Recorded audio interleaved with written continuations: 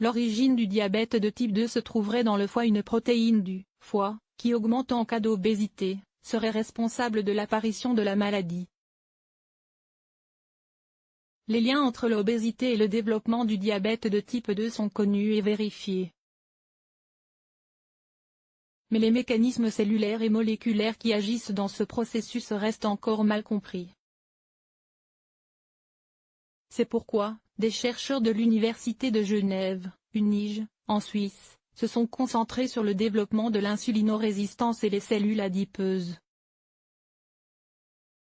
Dans une étude publiée par Nature Communication, ils expliquent avoir découvert quels sont les facteurs qui lient l'obésité au diabète, ainsi que le rôle joué par le foie dans l'apparition de la maladie. Ils ouvrent ainsi la voie à de possibles débouchés thérapeutiques.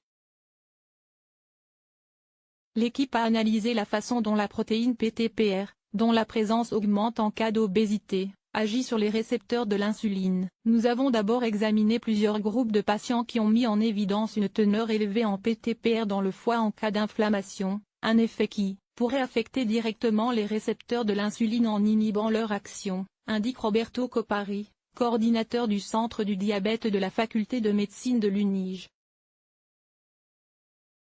Plusieurs tests ont été menés sur la souris pour vérifier cette hypothèse.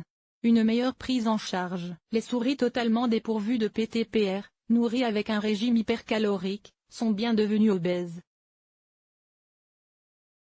Mais elles n'ont montré aucun signe de résistance à l'insuline et semblaient être entièrement protégées contre le diabète d'origine alimentaire, explique Xavier Brenachaud, chercheur à la faculté de médecine de l'UNIGE et premier auteur de cette étude. Après avoir affiné leur analyse, les scientifiques ont été en mesure de déclarer que le rôle du foie dans l'apparition du diabète est central. Bonne nouvelle, à cause de sa forme et de son emplacement sur la membrane des cellules, cette protéine représente une cible facile d'accès pour les molécules thérapeutiques.